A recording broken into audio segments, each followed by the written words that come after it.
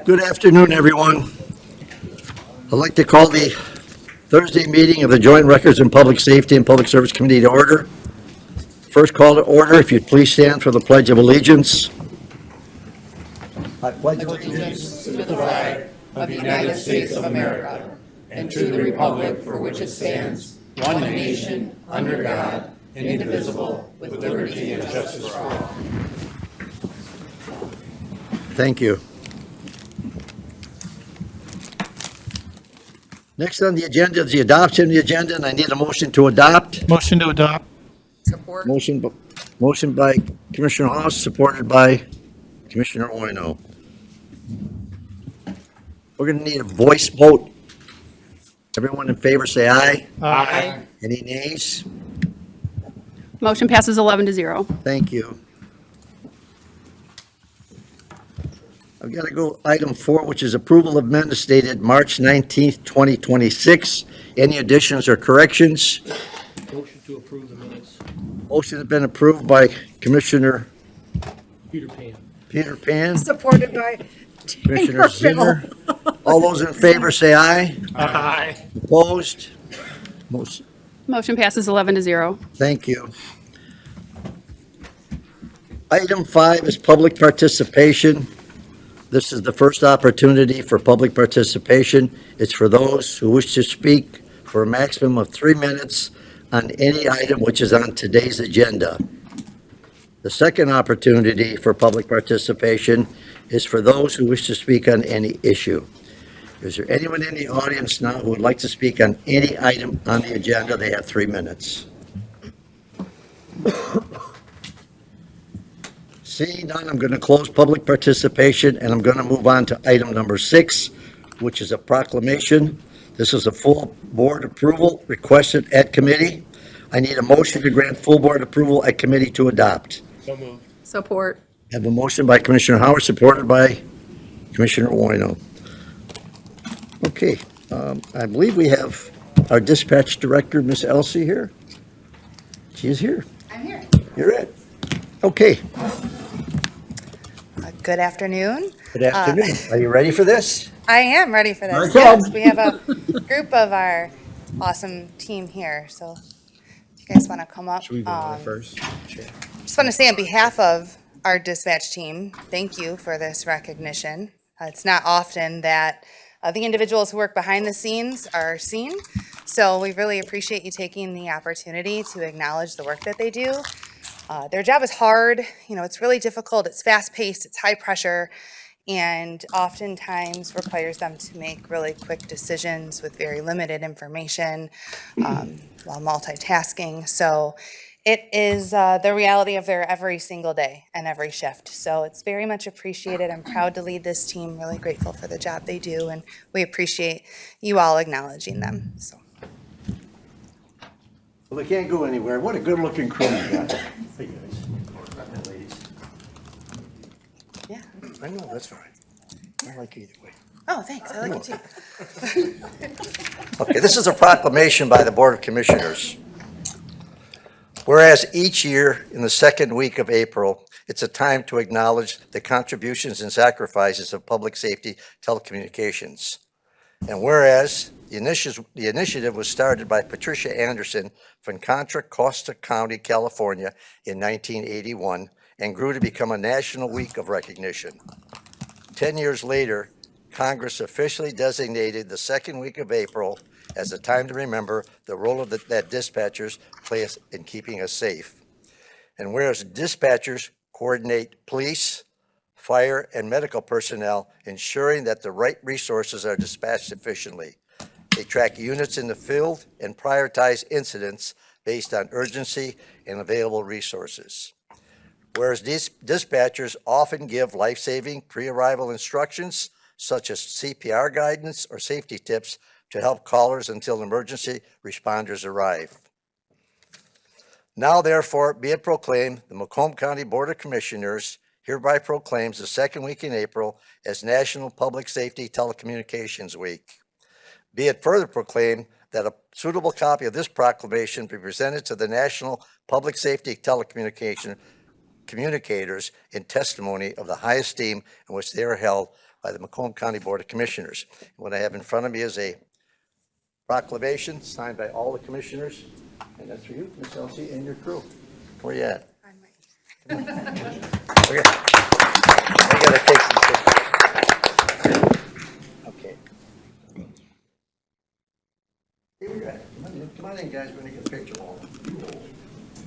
You guys go. All right, how's that?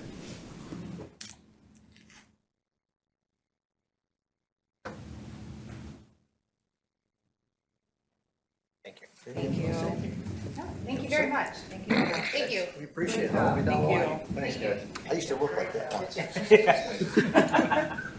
100 years ago. Thanks, guys.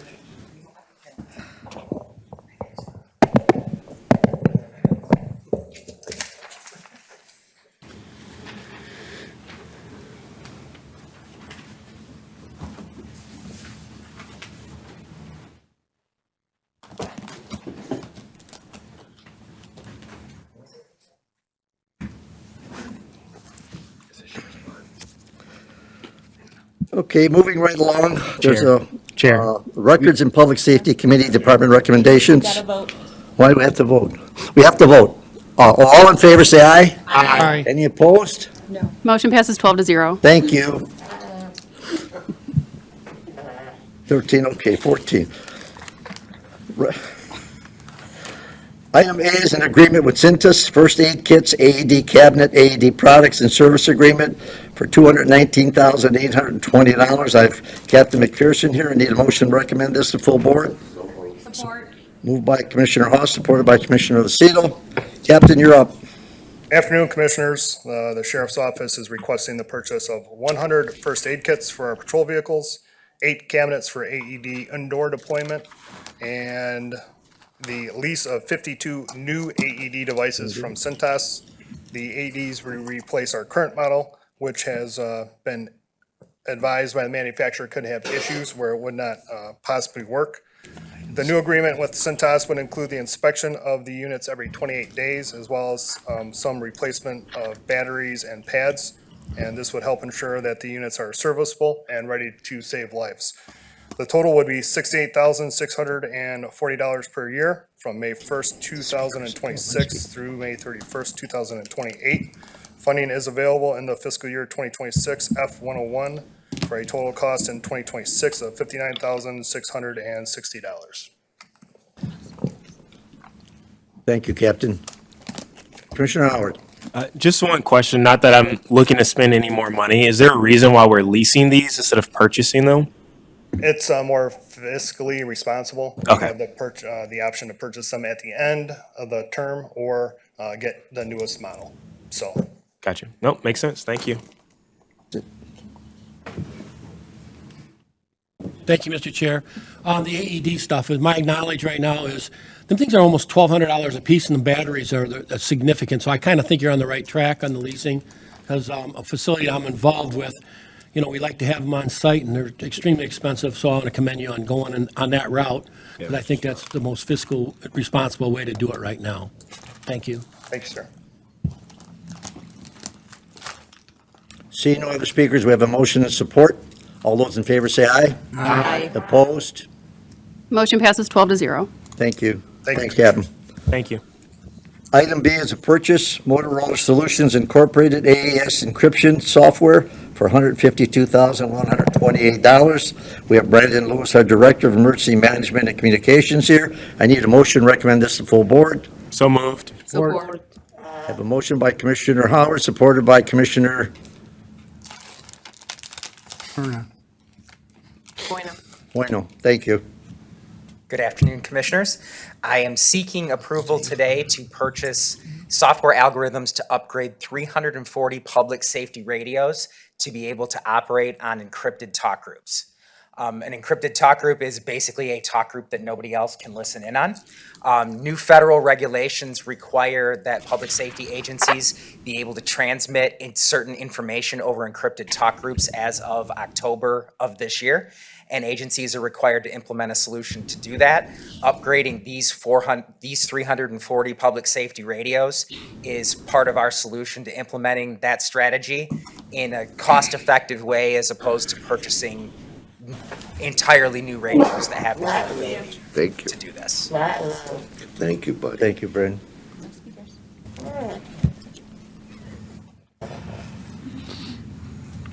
I see no speakers. Please vote. Do we have a motion and support? Oh, all in favor, say aye. Aye. Opposed? Motion passes 12-0. Thank you. Thank you. Thanks, Brandon. Let's go to item D, which I'm going to take item 7D and 7F, which is a budget amendment to the Sheriff's Department, New Baltimore District Court Deputy for $88,487.33. I have Captain McPherson here again, but before I do that, I think I have an amendment to this budget. I have an amendment to motion 7C. 7C. I think you skipped it. You went to D. Where am I at? I'm at 7C. Oh, you called up D. So we are, Here. yeah, but you just called D and So we're going through,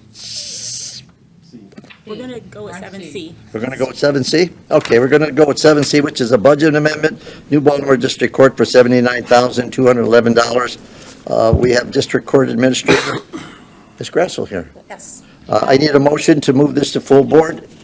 And before I do that, Chair, I would like to amend the motion to amend the motion language from decrease in personnel of $79,211. Thank you. $79,211 to a decrease of $86,370, and amend the decrease in internal services from decrease of $728 to a decrease of $2,117.33, with a corresponding change in the general fund balance increase from $79,211 to $88,487.33 in order to provide full funding for the creation of the new Baltimore District Court Deputy position. And in all this, will just fund the difference in the cost of the position from the court's budget instead of the general fund budget, which the court is already aware of. I need support for the amendment. Support. Yours is? Commissioner Van Sickle. Okay. So we're going to do with that. That's, you know, we can vote on 7C right now. All those in favor signify by saying aye. Aye. Opposed? That's for the amendment, right? Yes. Motion passes 12-0. Okay, so then we're going to go back to 7D to 7F. And I think 7D I mentioned, which is a budget amendment, Sheriff's Department, New Baltimore District Court. I'm sorry, Ms. Castle, you're up here for the administrator for item C. Do you want to speak to that? We've approved that already, but if you'd like to speak to it, you're more than welcome. Thank you. Yes, we're just requesting, our court officer vacated the position in the fall, and we've had a deputy filling in as a temporary basis since then, and we would like to have a deputy permanently assigned to the court. Thank you. I see no questions. Thank you. I think we had a motion and approval of it already. Thank you. Thank you. Okay, we're going to go to 7D to 7F. 7D is a budget amendment, Sheriff's Department, New Baltimore District Court Deputy, $88,487.33. And then we're going to go to, maybe we won't go there. Item D, this is item E, which is a position schedule amendment, Circuit Court, decreased position count by 1. FTE, New Baltimore District Court, $79,211. Item F is a position schedule amendment, Sheriff's Office, increased position count by 1. Sheriff's New Baltimore District Court, 88. And I think we spoke to most of this, but I need a motion to move this to full board. Support. I've got a motion by Commissioner Lucido, supported by Commissioner Howard, and we, Captain McPherson wants to speak on it, if you do. We're here Kind to of support explained it? Baltimore Court. Yeah, we kind of went through it. All those in favor signify by saying aye. Aye. Opposed? Motion passes 12-0. Thank you so much for coming. Thank you. Thank you. Item 8A is this 2025 Citizens Advisory Committee report. I need a motion, receive and file. So moved. Support. I got a motion by Commissioner Wallace, supported by Commissioner Perna. It's a motion to receive and file. Please signify. All those in favor say aye. Aye. All those opposed? Motion passes 12 to 0. Thank you. I'm going to turn this over now to Public Services Committee presentation, which is Mr. Perna.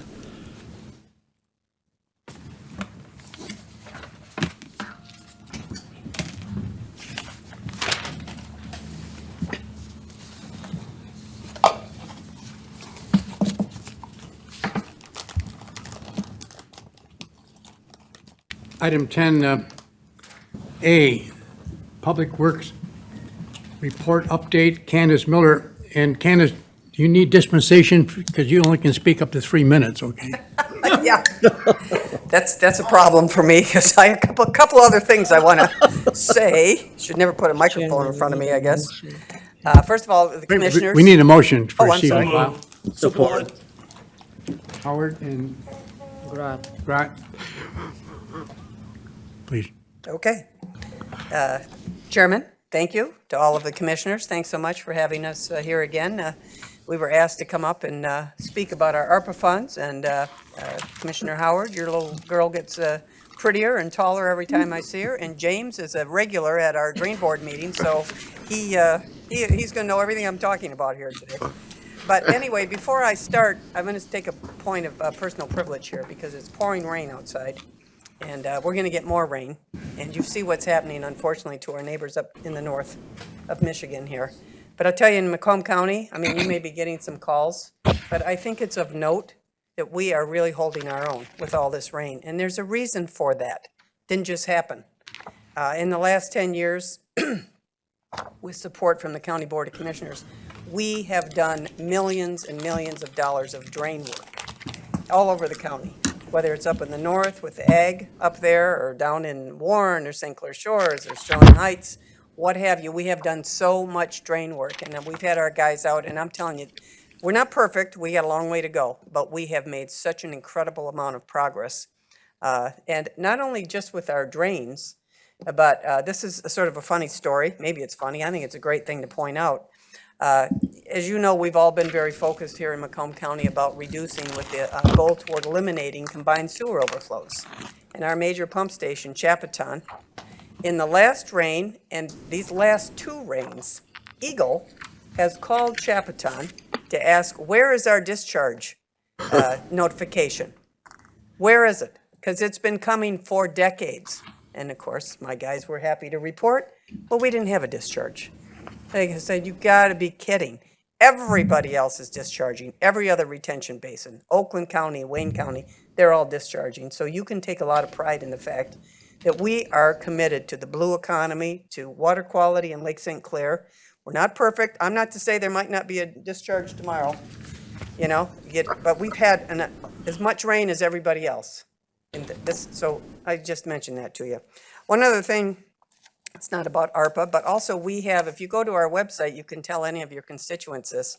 We have rain gauges that we've put up in the last year or so on our website. If you just go to the website under resources, you'll see all these rain gauges. And now all the media looks at our rain gauges. And we have, currently we have 26 rain gauges and we've installed them because of our sewer system, right? So the areas in the county that didn't have our sewer system, we didn't have any rain gauges up there. And they're calling saying, hey, where's our gauges? Well, we didn't really need to put them up there, but anyway, Don and Vince have worked very closely with all the other local municipalities, and we have another 36 that are going to be installed this month and into next month. So the whole county now will have rain gauges, which is an important tool for all kinds of things, right? Again, whether you're a farmer, whoever you are, it's just of interest. So I mentioned that, and the last thing before I get to my ARPA thing, and you all have a copy of our report, by the way, for the mid, and we passed that out to you. But the other thing that we passed out to you, I just thought it was, something to make of note, how important it is for us all to be proactive when you see this terrible situation that's happening with the Sheboygan Dam. I guess they were lower this morning. We thought maybe they'd be over the hump. Now they're back up again within 6 inches or something. I mean, it's just very, very terrifying what's happening up there. But, we have, in Macomb County, we have dams as well. Not quite like that, but we do have dams. So we had done a study after the Midland Dam collapsed. We went out and looked at all the dams in Macomb County. There's 12 dams. 8 of them are privately owned. And so in the 2 publicly owned dams that would really have the highest potential for hazard, in event of a collapse. They're both Stony Creek and both of them are at Stony Creek. They're both under the auspices of the HCMA, who, by the way, does an extraordinarily great job of maintaining those dams. But there are other privately owned dams, and you see what's happening in Sheboygan. That's got a joint ownership between the DNR and a private concern. So preventative maintenance and infrastructure is the theme of my remarks here today. And I'm here actually to talk about all the ARPA money that the board really generously gave to our department. As you know, you got, I want to say 168 million, I forget the exact number that the county got, of which you gave us 40 million at the Public Works. Now, what I'm going to do, I'm going to have Vince Astorino, who you all know, is our flow and operations manager, go through and just give you a brief report on what we've spent this money on so far, and where we are with it. The one thing of note, when he gets to the Jefferson Interceptor Relief Sewer, which is the second one, that actually is not a Macomb County Public Works project. As you know, it's a pass-through our department to the SEMSD, which is a consortium of St. Clair Shores, Roseville, and East Point. But, we're all trying to do the same exact thing. So they're installing this pipe in between our two pump stations, which is our Martin and down to Chapaton. And so that is about a $30-some million project, of which we worked to give them that $20 million. Kevin Hertel kicked in another $5 million from the state. And John James got him a $2 million earmark. And then SEMSD, as I told Kip, you got to give them some money here, you got a big reserve over here.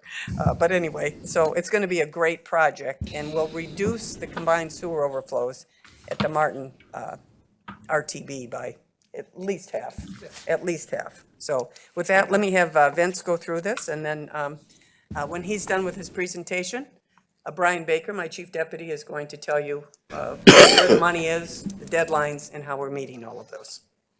Okay. Good afternoon, commissioners. So just to start off here, there's 4 projects that we're working on right now with the county ARPA funds. Remember that picture, because we'll talk about it more when we get to the Jefferson, but that is the tunneling machine that's being used going down Jefferson Avenue right now. So the first project to talk about is the Chapaton in-system storage project. The picture that you can see there is located at Beaconsfield and Oak within East Point. We had to dig a shaft that was approximately 50 feet by 70 feet and 40 feet deep to get down to our interceptor, which is 11.5-foot interceptor in this location, in order to construct this project. This project started in January of 2022. It was operational in May of 2024. And what it's going to do is put in an inflatable bladder within the pipe to hold back about 3.5 million gallons of water during every event. And I can tell you, we've been using it a lot lately. This one project created 11% total reduction in overflow volume on an annual basis. And with this and others, the Chapaton Canal project, which we're not talking about, and some operational improvements, overall, we've achieved 75% reduction at our Chapaton facility, which is, like Candace said, in full use right now, as we have not spilled yet this year and haven't spilled since July of last year. Knocking on some wood, keep that going. The cost for this project was $12.4 million, and it is 100% complete. So just to give you kind of a little overview, the image on the left is the inflatable bladder itself. This is a big, thick rubber bladder that weighs about 5,000 pounds and is about 35 feet long, mounted within the pipe. The images on the right are just drone time-lapse throughout the construction project itself as to how we constructed this thing and then restored the area once everything was complete. So water will fill up, upstream of this dam. We wait until there's room downstream, and then we slowly release it and send it down to GLWA for proper treatment. Not only does it help us reduce CSOs, but it helps us with costs as well, because it's less water that we have to treat at the Chapaton facility. So moving on to talk about the Jefferson project. This project is happening in St. Clair Shores on Jefferson Avenue between 9 Mile and 10.5 Mile, about Bonheur Street. We are installing 1.5 miles of 60-inch diameter concrete pipe through this area. You can see it kind of on the image. The red line is the new pipe going in. And the impetus for this project is north of that red line, there's 2 green lines. So you have dual pipes that then come down to a single pipe. And then south of that red line, it was dual pipes again.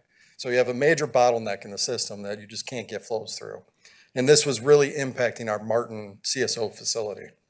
So with this pipe being installed, we looked at modeling projections and what can be done, how this would help us out. And we're showing that it's going to reduce CSOs by about 50% just by having this pipe in. It's going to give us a lot more flexibility for operations, moving flows around in the system. And it's really also going to help out with any potential basement backups. The north end of this pipe, water just can't get through a single pipe, so it's backing things up. By having the 2 lines there, it's going to greatly lower the flows in the system and help things move through faster. This project, like Candace said, partnership with SEMSD, St. Clair Shores, Roseville, and East Point. And it is currently projected and on track to be completed in early 2027. There's multiple sources of funding for this project, and the county funds will obviously be spent and are on track to be spent before the deadline of the end of this year. As of this point, the tunneling work is about 50% complete, just to give you an idea of where that's at. So when I talk about tunneling, just to give you an idea of what's going on out there, the image on the left is a typical operation for how it's done. The image on the right is what's called the tunnel boring machine, the TBM, and that is the one that's actually out on Jefferson being lowered down into the shaft. You can see it on the front edge of the image on the left, and how it works is there's a big auger in the front that chews through the soil, goes through a conveyor system back, and it uses a jacking system to where it's pushing that down the line. It will set in a segment of concrete pipe and then just keep pushing the concrete pipe and the tunnel boring machine through the system. It typically runs in straight runs, so they have to pull it out at certain points. There's 9 different access points as it's making a big sweeping curve through this area. But overall, it helps with not tearing up the entire area as much as possible, keeping most of the work underground at, limited to access shafts themselves. And it works very well. So this tunnel is about 25 to 30 feet deep, and there's a lot of utilities in the way, so that's why this was chosen to go this route. One thing I did want to kind of show off as well, one of the major hurdles on this project is we had to get this pipe underneath one of our storm drains. We have a 13-foot diameter storm drain called the Stevens Relief. And in order to get under that pipe, we only had about 1.5 inches of clearance to get there. So what we did was we changed the style pipe when we got to that area, and they actually hand tunneled under that pipe. And you can see in some of those images there, they used spaded shovels and got through that clay, digging by hand. We used an elliptical pipe.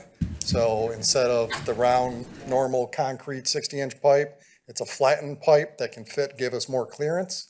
And they got it done. It was about 40 feet of pipe that had to go underneath there, and no issues. Made it through, no problems. So the next project I want to touch on is the Chapatin Electrical Project. So in that image there is a picture of the original gear within the Chapatin facility. That gear is about 58 years old right now, and at the end of its useful life. This is very high power gear. This is 4,800 volts of power coming into this facility. It's about an 8 megawatt station load that it can put on at that facility. So it was time to get it replaced. So all of the gear on the main floor is being replaced. There's equipment in the lower levels of Chapton that actually start up the big storm pumps there. That's being replaced as well. And then we're also purchasing 4 2-megawatt generators. These are very large generators to run the facility in case of a total power failure across the system. We have redundant power feeds there now from DTE, but this is another redundancy on top of that, just in case something happens. This project started in June of 2023. Electrical equipment these days has extremely long lead times on it, and we've been waiting for years now to get this equipment in. There's so much electrical work going on around the nation, so just getting anything in is quite the hurdle. But we have it all now, and now it's being constructed.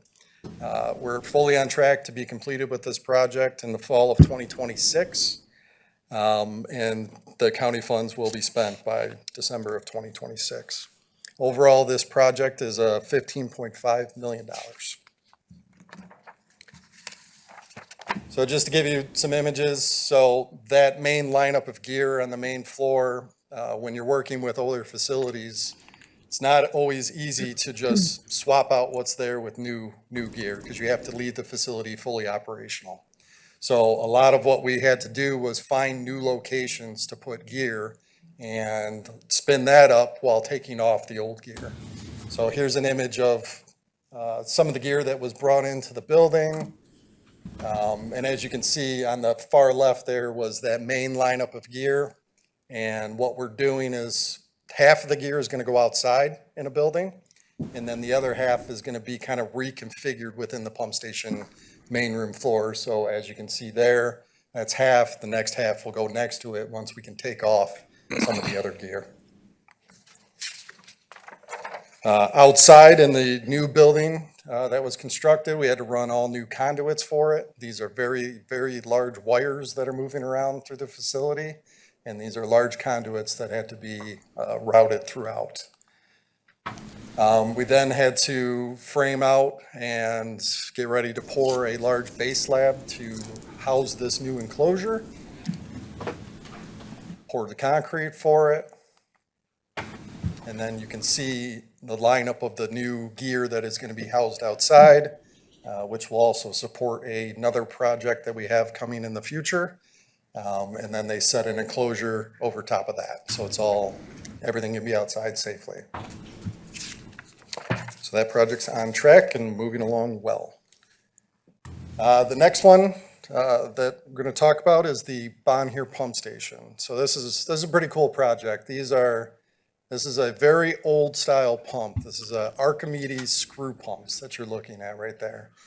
Probably the first pumps ever created. And all they are is essentially giant screws that lift the water up as they're spinning and drop it off.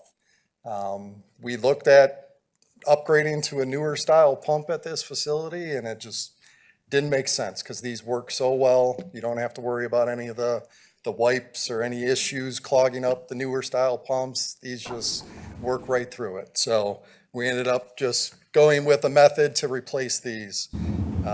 These pumps are 46 years old. They're at risk of failure just due to their age. And if that happens, you're at risk of basement backups all throughout the upstream system. They are the total station firm capacity, and that's basically 2 out of the 4 pumps running at a time, is 40,000 gallons per minute is what this station can pump currently. There's sluice gates there and some other things that are all being replaced as well as the electrical system.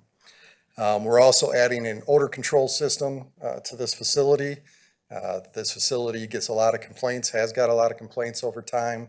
So that was another thing that we wanted to address, is pull any of the odors that are coming from this facility through a carbon tank, scrub that air out, and so it's nice clean air before it goes out. We took a look at did the station have enough capacity as well for kind of future-proofing itself with the trends of these more intense storms that are hitting us in this region. And one thing that we did was we upsized the motors on the new pumps, so they're actually It's going to be a 50,000 GPM pump station to give us that little extra capacity moving forward. Another thing that we did was on the smaller pumps, we put what's called variable frequency drives. These are, you can control the motor speed with these newer units. And what that does is that allows us to slow down these pumps in certain situations. So dry weather flows, when things are normal in the system, we can use less power. It costs us less to run the facility. And then kind of the bigger thing, and what we've already used it for, is we can back up the flow during a wet weather event once things are safe in the system and maximize our storage within the pipes. So we actually did that recently, and it saved a spill at our Martin facility by storing that water level up higher and slowing the pump down. Cost for this project is a total of $9.1 million. And then just to give you some images, so this was the old pump, and you can see kind of the time-lapse image of it coming out of the roof to be pulled out and replaced. Definitely had quite a few people stopping and saying, what the heck is that thing coming out of the building? Because this is just to give you some kind of dimensions here, it's a 78-inch diameter screw. It's 44 feet long, and it weighs 21,000 pounds. So it's huge. And this is the small one. There's two of the small ones. The bigger ones, which are still to come, are 102 inches in diameter. They're big. So it's pretty impressive. Here's a picture of some pictures of the new one showing up on site and then being installed. And currently there's one installed. The second one will be installed this month, and then we'll have two more to go after that. Makes sense. Thanks. Just want to talk just very briefly about our projects, but first I want to talk about all of the projects that we've got going on right now in addition to the 4. So we've got 25 wastewater and stormwater projects that were recently completed or are actively working on, including the 4 that we're talking about tonight, but investing almost $300 million. And the good news is 2/3 of that is grant funded. So just to give you a little bit of a sense of what's going on in our department. Now, back to the 4 projects that we're using ARPA funds. These are 4 clean water and flood reduction projects. The total cost of the projects are $71.5 million. So the yellow box shows the $40 million of the county ARPA dollars. And this box shows then the non-county ARPA funding sources. So those would be state or federal grants, earmarks, or local drainage district funds. And it's these $31.5 million of non-county ARPA funds that we purposely decided to spend first and invest the $40 million for as long as we could. That $40 million per year can accumulate about $1.6 million of investment revenue. So over the 5 years, it's total about $8 million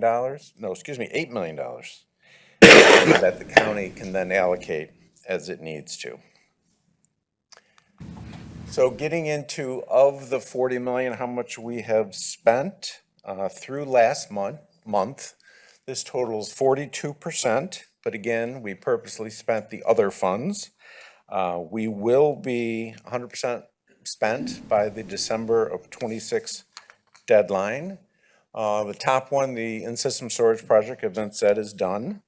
The Jefferson project is well underway, as well as they just awarded the road restoration portion of that contract. So that will also then accelerate the reimbursements on that. And we also spent the $5 million of state earmark money first. The Chapelton electrical project, as Vince said, that's starting now to come more online. Again, we spent the other funds. The generators are coming in June, so those will hit. And finally, the Bon Hooer replacement pumps. We have not touched any of that money yet because we have spent the state and the federal funds. We will be spending the ARPA dollars soon. As Vince said, the second pump has been installed. So we're at 42% through March. We estimate through April we'll be at 50%. And again, we will definitely be at 100% by the deadline. So with that, again, we collectively want to thank the board. I'm sure Candace will, for these additional projects. Brian didn't tell you that we tried to negotiate with Chairman Sabatini and Executive Hackle for that $8 million in interest, but we lost that fight. So it's all that money's for you guys. Anyway, that's our presentation. We wanted you to feel comfortable with the projects that we have underway, with the ARPA funds that you so graciously gave to the department. And going to meet the deadlines and feel good about what's happening. Any questions? Commissioner? Thank you, Mr. Chair. And thank you, Candace, and your whole team. And I want to congratulate you on the awards that you've received in the department for this innovative work and everything being accomplished. And I do have one question for Vince, though. On your in-storage pipe stuff, I think, it's a great idea and encompassing that. The only question I have, did you do any relining on that before the bladder was put in on the existing pipe, or was the integrity tested so that it's strong enough to be at full capacity to hold that? There was a little bit of grouting work to fix some leaks in that area, but, funny thing is that pipe was put in the early 60s. The original writing, you can still see it on the pipe. That's how good a shape that pipe is throughout the entire district.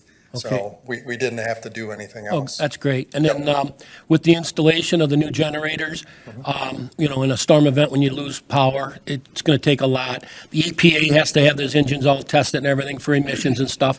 The other thing that it's not in my district, but the noise control, is you got that suppressed as well in that engineering? They're suppressed. They're in outdoor rated enclosures.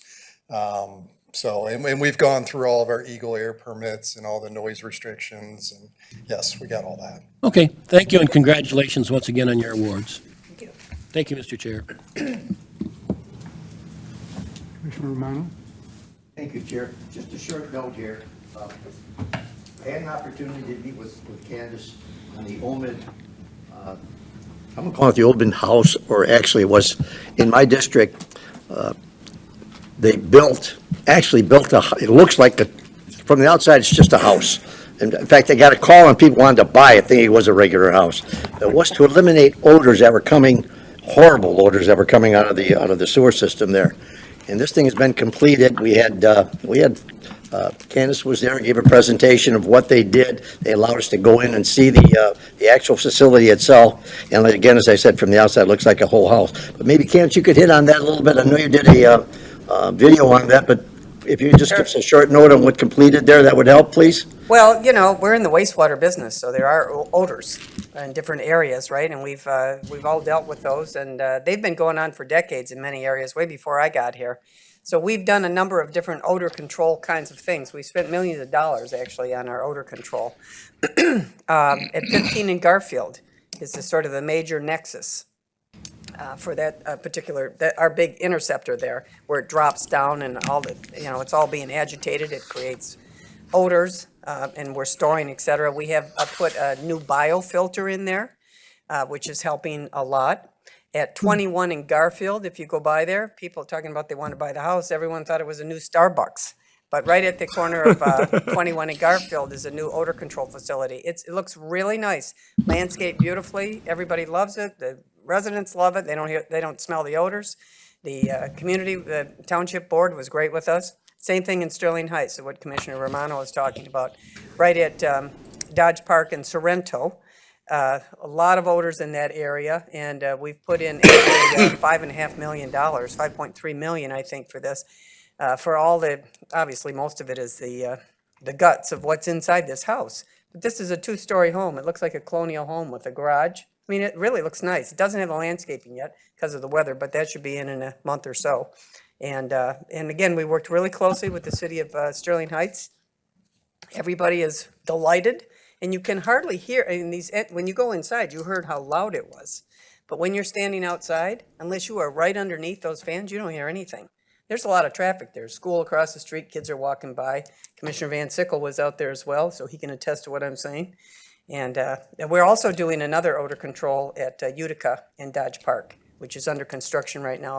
And again, besides trying to take care of our problem, which is odors and various things, we work really closely with the local municipality. They want a particular look to it. We're trying to figure out how to make it look as nice as we can. We can't build a house right there.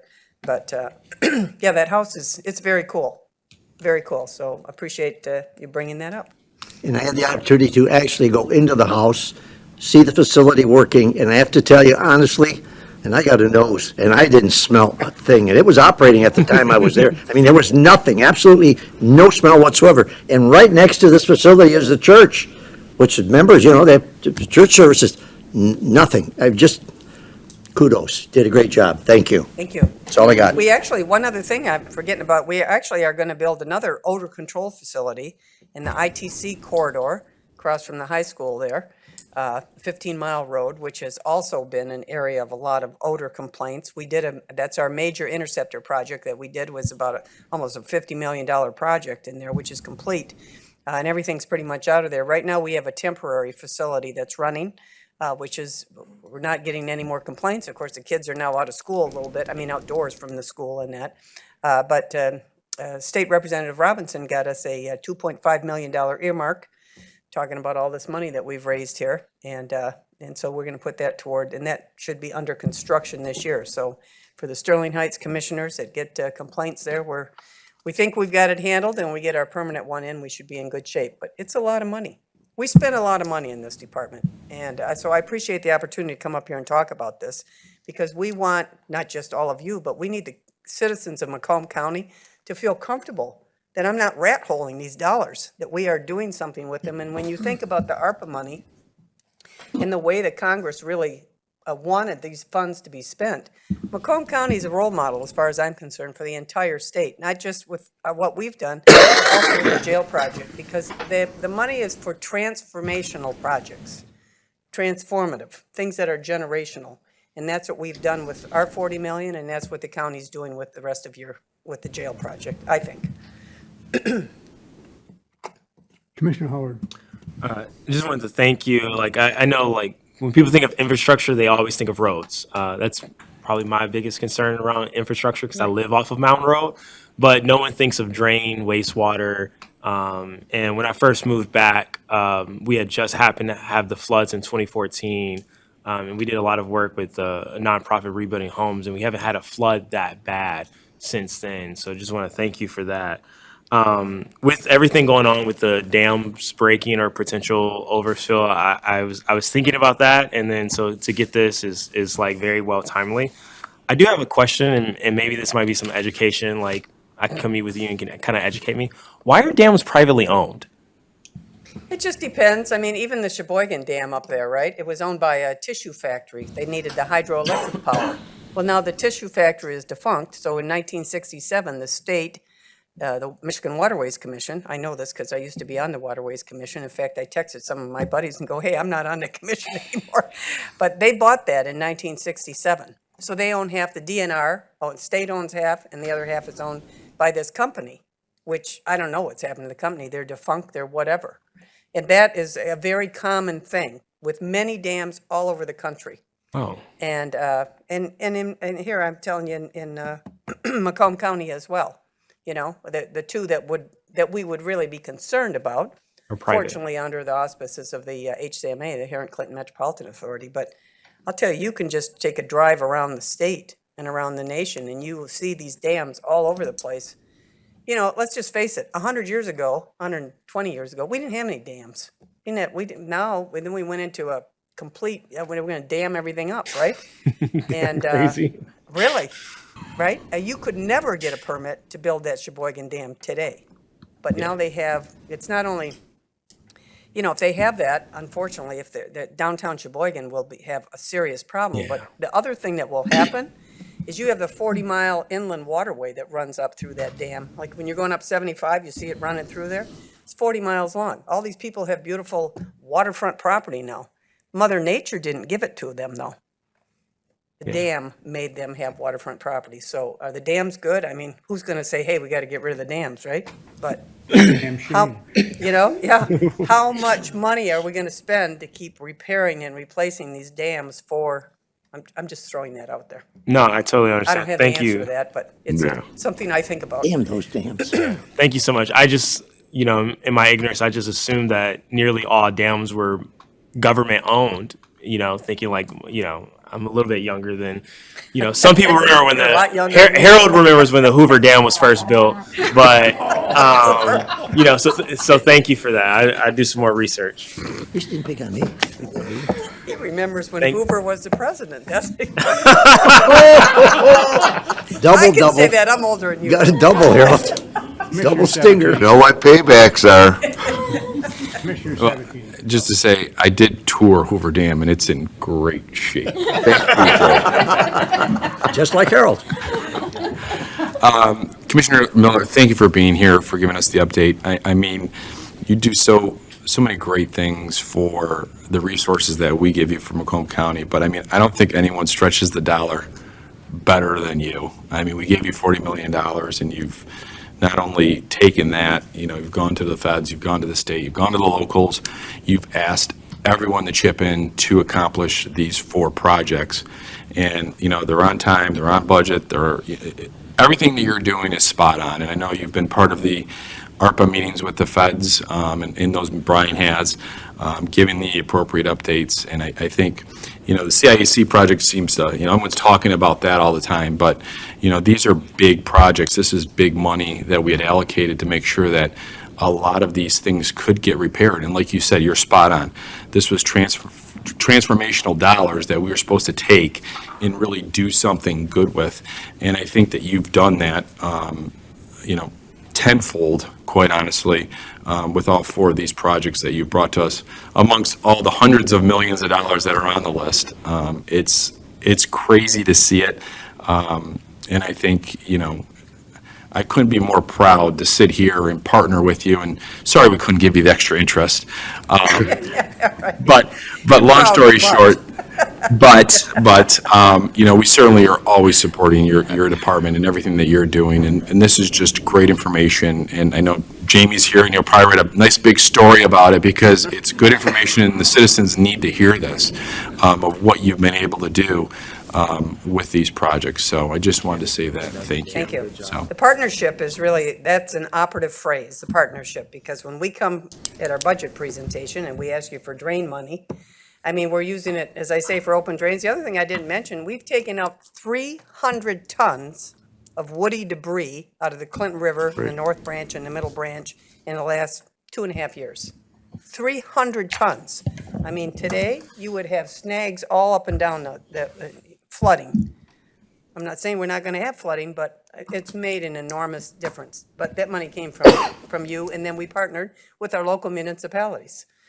Clinton Township, Jim and I, Commissioner Perna and I were out at one site, and we've been out with you, commissioners. I mean, you guys see what we're doing. Here they are, right? It's not the snazziest thing in the world, but it's necessary work. It makes a huge difference. right, exactly. And just commending Brian, using the other money first so that our treasurer could reinvest that money, because that's simple interest in the bank. So it's just a smart play all around with everything that you've done with the 40 million. So thank you again. Thank you, Chair. Commissioner Hall. Thank you, Chair. First of all, Candace, anybody that knows you don't rat hole any money.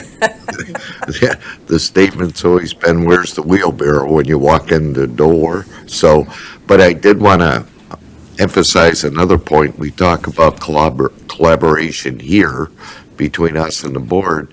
It's the amount of partnership and collaboration with the locals that is amazing to me. You don't have to go begging. You don't have to beat down doors. You show them the need.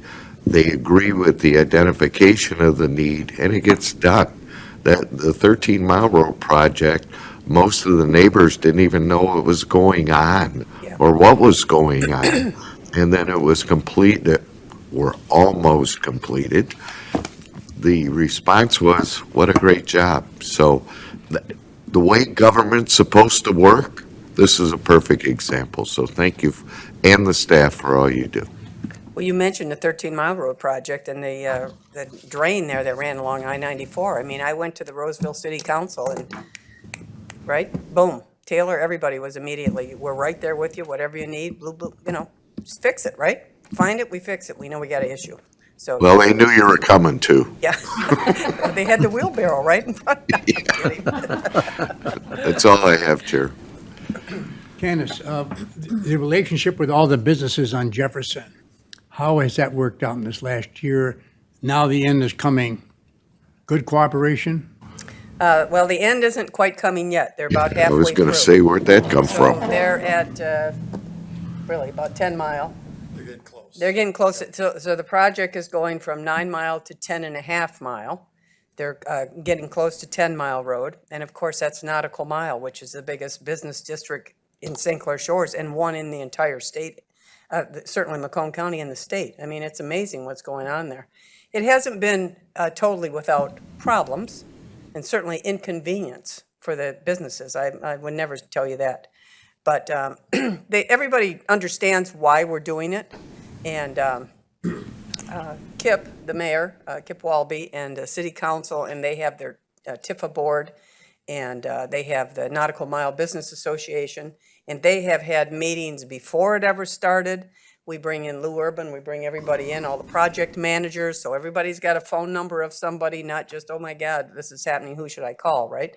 They all have the information, and they've been giving them regular updates all the way through, so everybody understands what's happening with the project. Were any of those businesses compensated in any way that were No. totally out of business?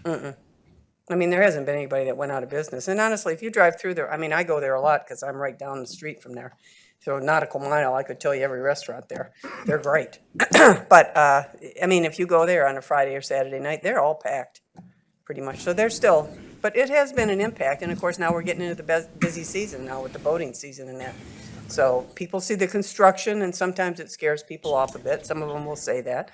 You know, they worked really closely with the marinas because like Beauregard with Colony Marine, he's got to be moving those huge sea rays in and out, you know, and they're lane, they have restrictions on the lane. It's been a bit of an impact, but they all recognize it's all about water quality. It's all about the lake. And again, it's generational. So overall, it has, not saying it has been without any problems or inconvenience. They have had. But it's worked, it's really moved along much smoother, I think, than any of us had anticipated, so. All right, thank you. Thank you. That's it. We have a motion on the floor. Please vote.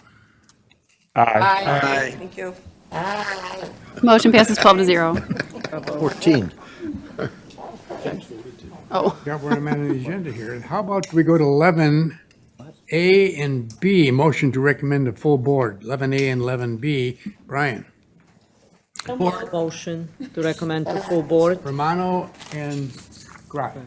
Go ahead, your floor. All right, thank you, Mr. Chair. This is a position that has been funded and included in the Public Works budget for the past 10 years. In the current 26 budget, we lost the position, actually took a cut, and let me explain how that happened. In 2025, mid-year, the position became vacant.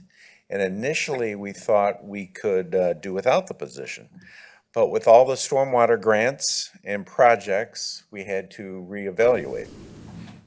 So we included continued funding for the position in the proposed 26 budget.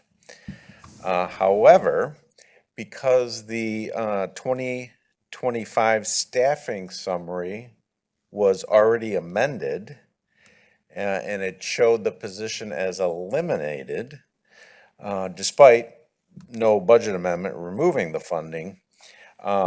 So it showed the position being eliminated, and then the staffing summary showed our department's total FTE count going down by 1, from 68.2 to 67.2.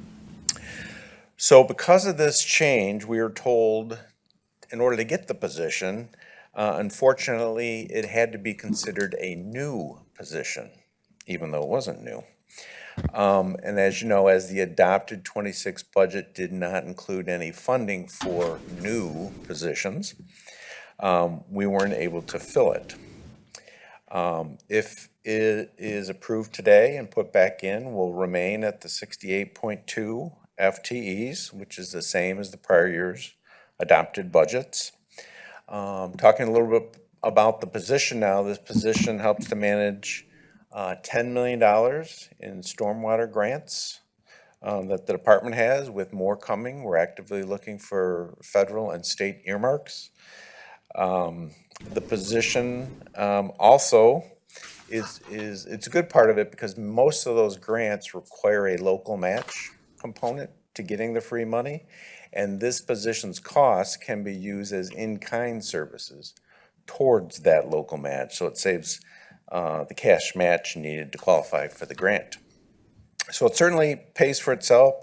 It helps get additional grants, manage the ones we have, helps to administer, as Candace was talking about, the Clinton River large woody debris program, and our county's stormwater discharge permit, among many other things.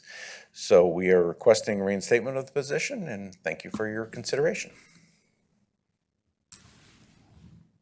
Commissioner Hall? If approved, Brian, how long would it take to fill these positions, do you think? We think we have half your funding in it, in this budget amendment, so we assume once it gets approved and posted, it would start July 1st. Thank you. Very quickly. Yep. That's all I have, Chair. Other commissioners? None? Please vote. Aye. Motion passes 12-0. Thank you. Thank you, Brian. I think Candace bribed James.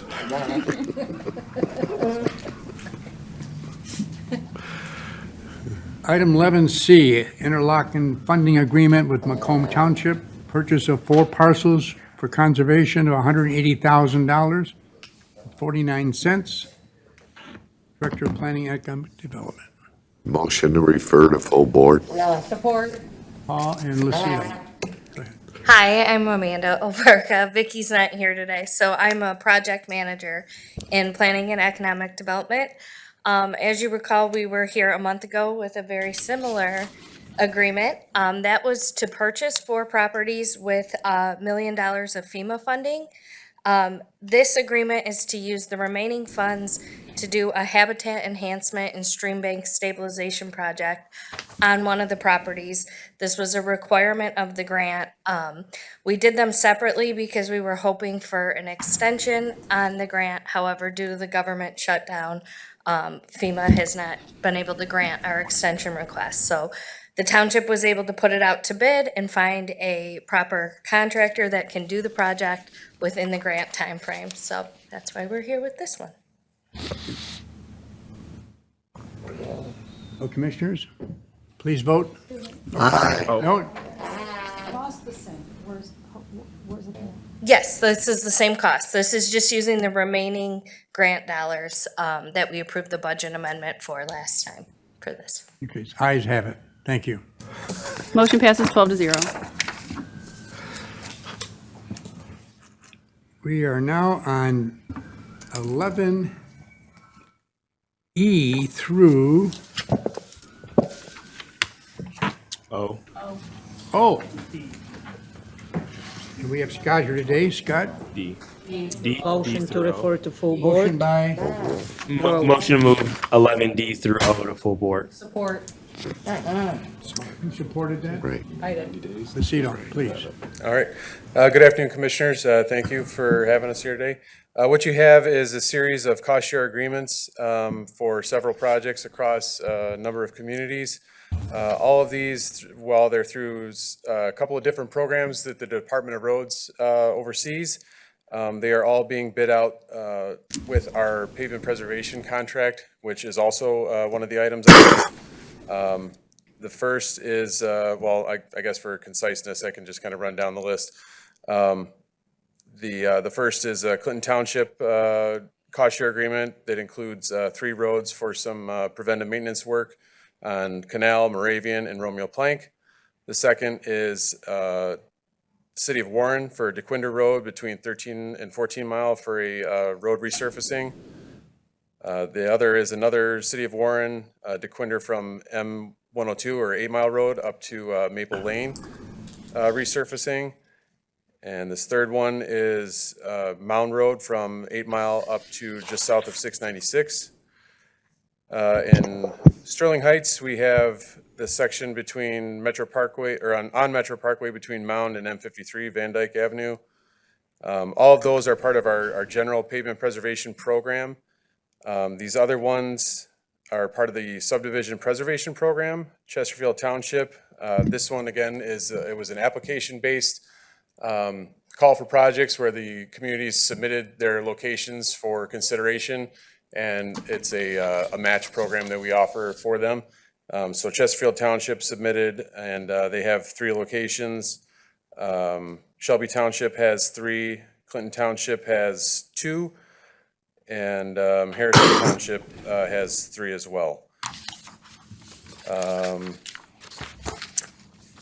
Item I, it was, You've already addressed I, M, and N, you're on O. yeah, I think we covered all those. The remainder, action traffic, skip down to that one. Approval of the award and bid for corresponding contract with Action Traffic Maintenance to provide services for the Department of Roads 2026 Guardrail Safety Project from May 18th through August 31st at a cost of $230,230.77. Funding is available in the Department of Roads budget. And the other contract item is the contract to approve the bid award and corresponding contract with Cadillac Asphalt for the 2025 Pavement Preservation Program, our HMA program, at a cost of $516,108.21 for the Department of Roads funding within the 2026 road construction budget. Commissioner Center? Did you say there were 3 in Harrison Township? Yes. I see the one. Okay. So the Harrison Township is for Shoreline Drive, Pontchartrain Street, and Malice Street. Oh, yeah, that's right. Yeah, thank you very much. Thank you, Chair. Commissioner Lucido?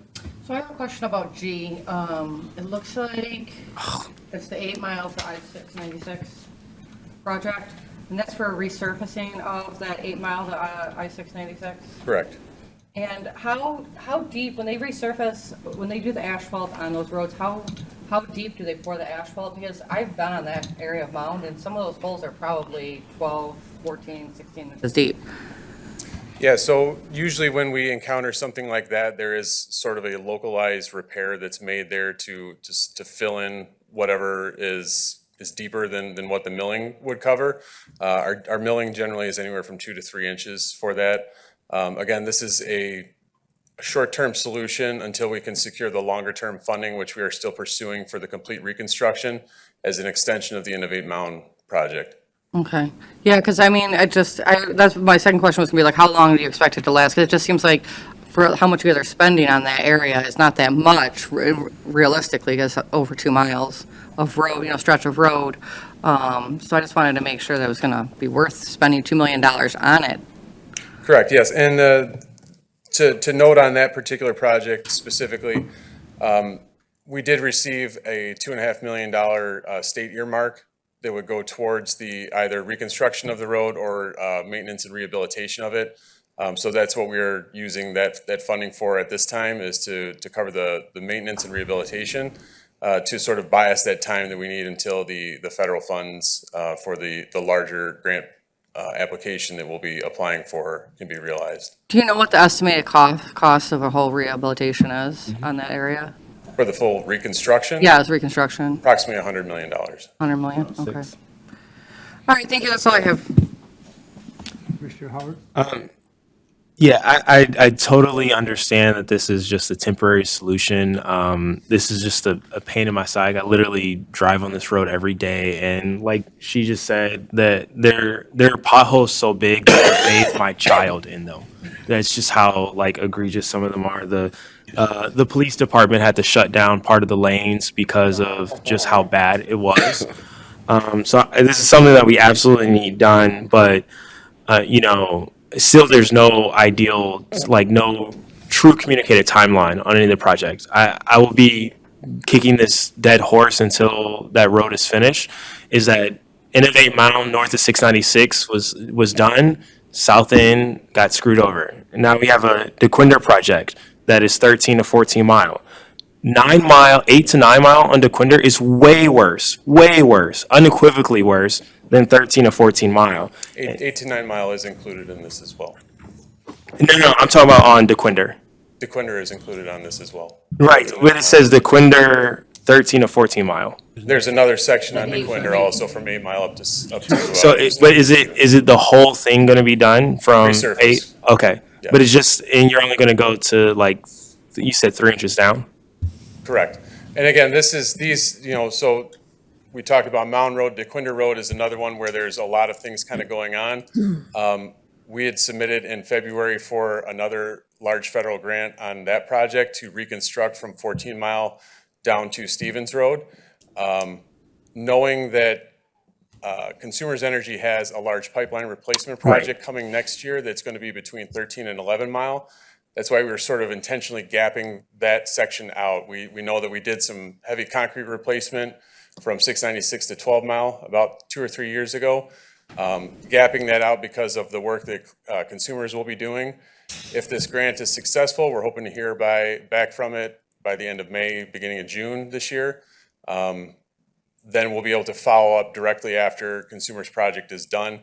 The remaining section that is getting, again, a temporary resurfacing from 8 mile to 696 there is going to be pursued through another federal avenue that we have plans for that complete reconstruction of Dequindre Road as well. So we've got the entire section corridor planned for long-term funding, and we are addressing this year with some short-term solutions to sort of bias that time until that larger funding can be realized.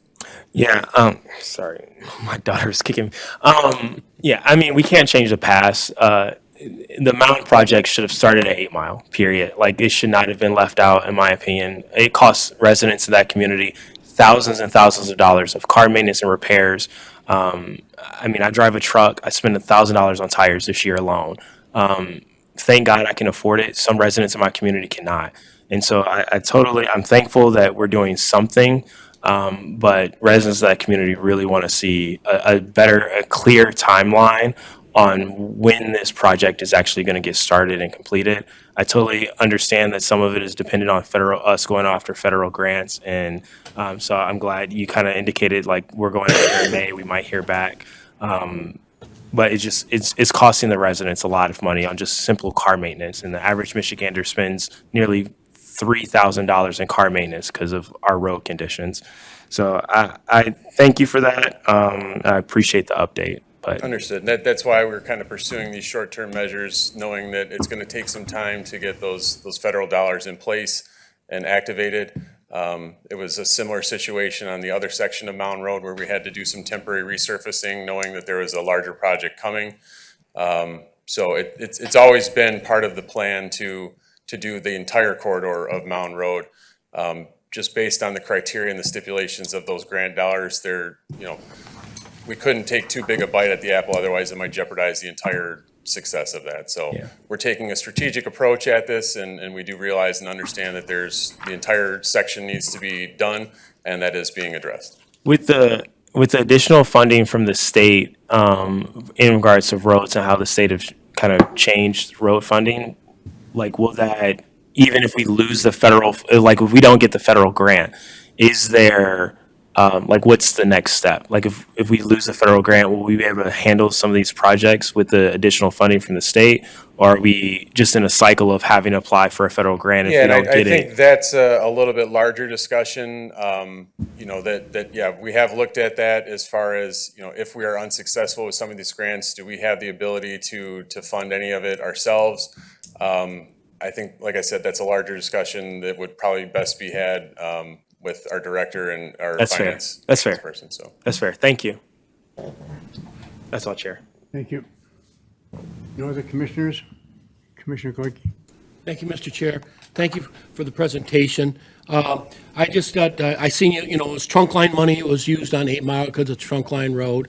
How much of an increase for the county roads did we get with under the new legislation?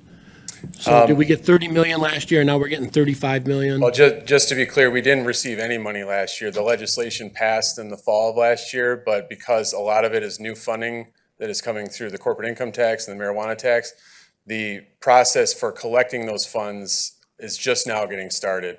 They're just now collecting them, and there is a sort of a trickle-down effect of where there's initial buckets that need to get filled before it trickles down to county road agencies. So we're not expecting any of those funds until probably the beginning of 2027. But the plan for that is, and we had one preliminary meeting with the community leaders to discuss, initial thoughts and paths forward.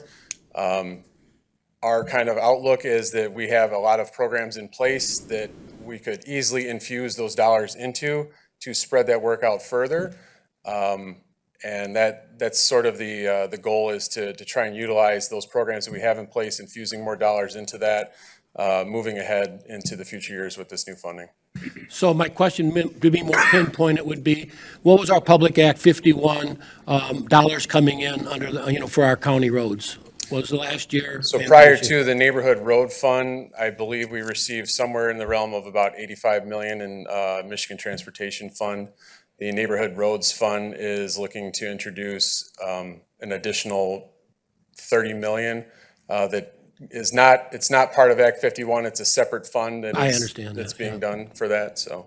And then just to piggyback maybe to my colleague there. So one of the things that I was actively trying to do was if we could get earmarked, or not earmarked, but change Mountain Road to a M Road, that would take the onus off of our county funding, which it should actually be an M Road is what it should be. So therefore, we're getting some considerations for that. So but we have to have it in condition, prime condition before the state will take it over. Of course. But I wanted to get 26 mile, I was pushing to get a lot more of our county roads into M roads to equalize us out to the rest of the state, but didn't happen. So thank you very much for giving me that number. Thank you, Mr. Chair. Commissioner Howard? Does the work that's going to happen on Mountain Road, will that include any of the interchanges like the ramps and everything?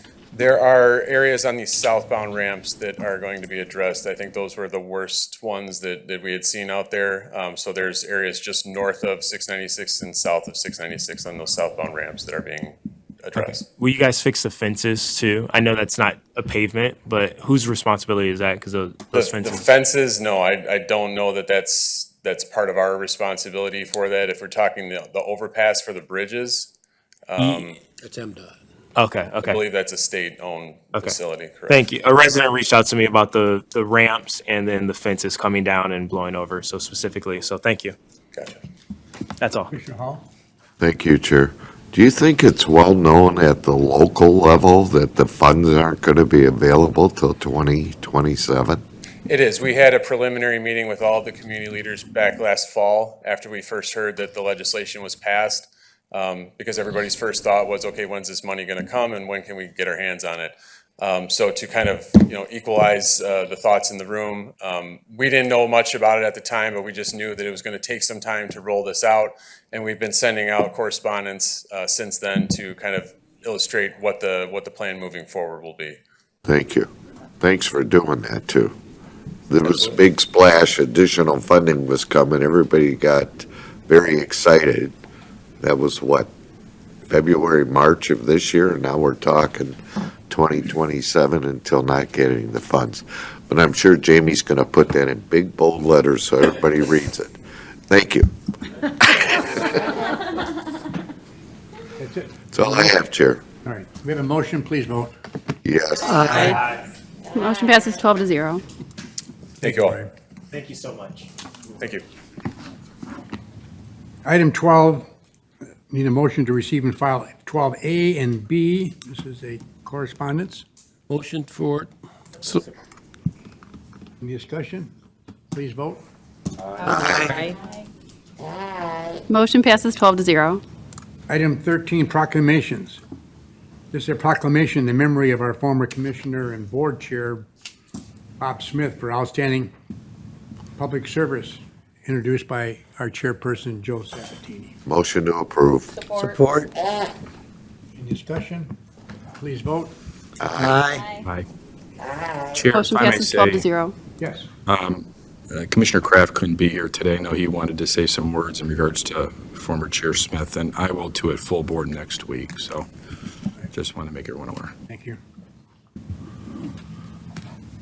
Item 14, public participation. Anyone from the public? Anyone from the public? Anybody from the newspaper like to speak? Motion?